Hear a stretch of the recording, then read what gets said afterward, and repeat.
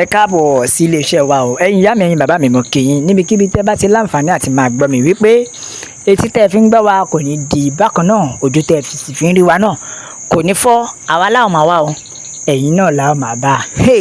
Bọ̀dá wa ti sọ̀rọ̀ o, ta nìyẹn o?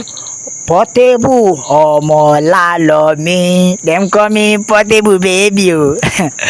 Bẹ́ẹ̀ ni bọ̀dá wa ti sọ̀rọ̀ Portable, ìyẹn àwọn sàsúnṣẹ̀. Ó ní arákùnrin yìí ò ní iṣẹ́ o. Bẹ́ẹ̀ ni Portable wojú Very Dark Man, ìyẹn Martins Otes.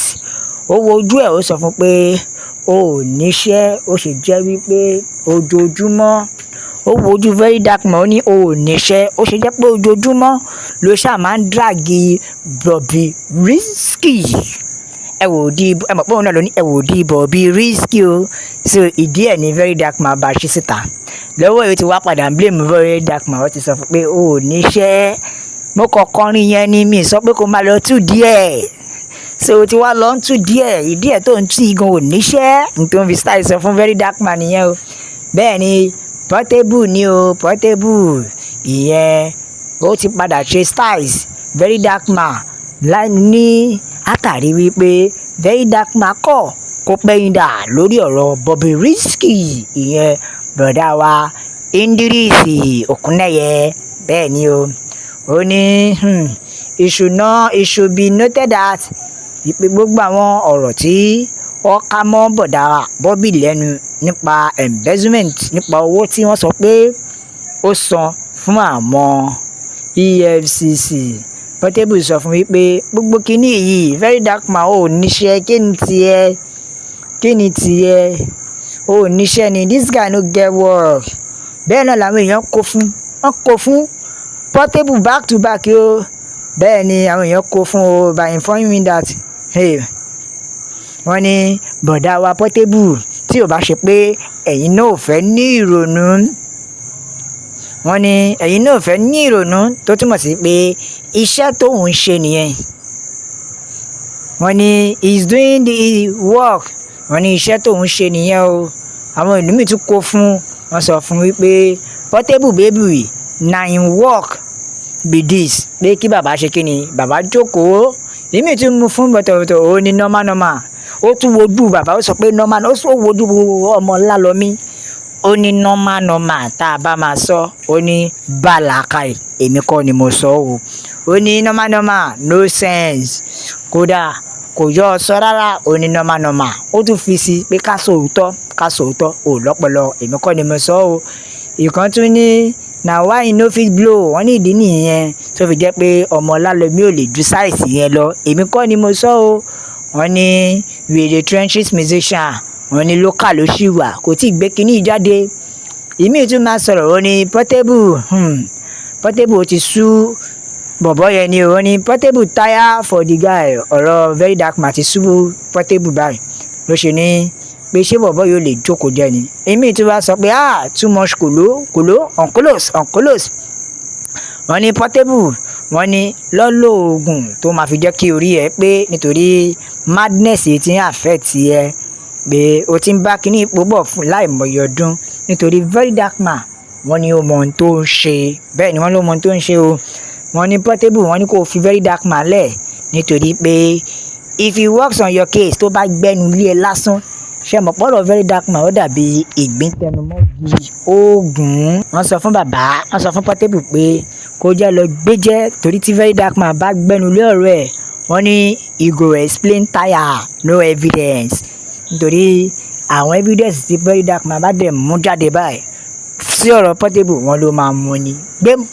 Bàbá ní Portable ṣé ó gba gbogbo ẹnu àtọ̀lé, ṣó wá jẹ bíi tiẹ̀, tó túmọ̀ sí pé ìwọ tó jẹ́ pé ẹni tó mú ẹ wọnú iṣẹ́ orin gan ó bàjà ni, gbogbo èèyàn ló ti fẹ́ bàjà tán.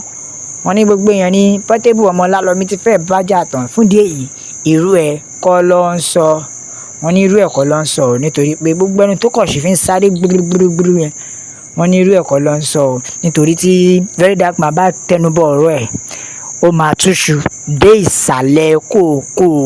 Bẹ́ẹ̀ ni, tó dẹ̀ jẹ́ pé ẹ̀rí ẹ̀ níṣan ju gbogbo ẹnu tí Ọmọlálọmí ń sọ yìí lọ. bẹ́ẹ̀ ni èmi tún jáde ó ní Portable you wey you dey quarrel with almost everybody. Wọ́n ní gbogbo èèyàn tó bá ti wá sọ́dọ̀ ẹ báyìí ó máa ń bá wọn jà ni ó wá ń sọ̀rọ̀ agbèrò lẹ́nu dákẹ́ irú ẹ̀ kọ́ ló ń sọ.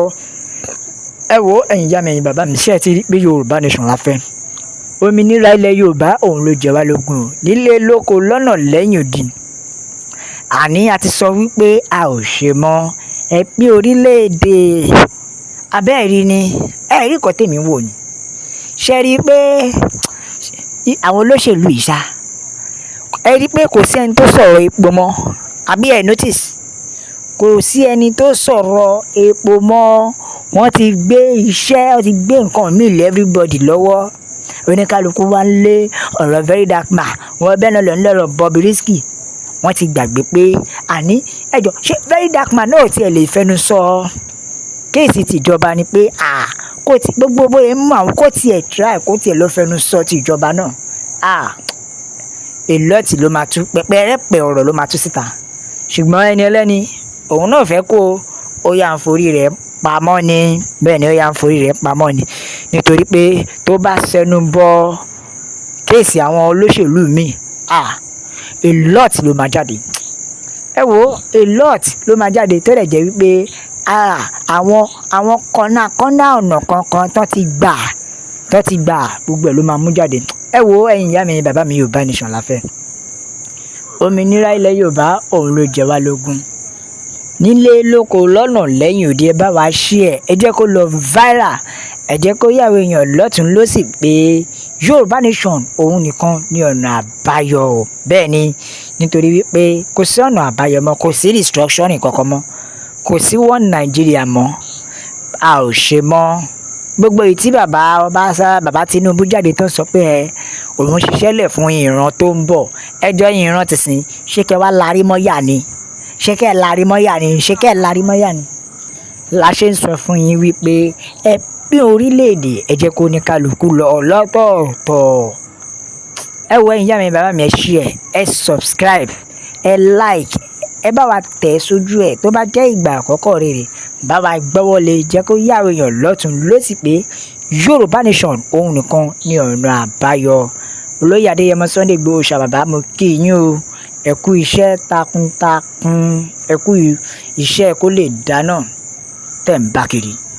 tó ọmọ Lálọ́mí wọ́n ní kẹ́ ẹ lọ ṣe pẹ̀lẹ́ wọ́n ní kẹ́ ẹ dákẹ́ nítorí wípé irú yín kọ́ ni wọ́n sọ o.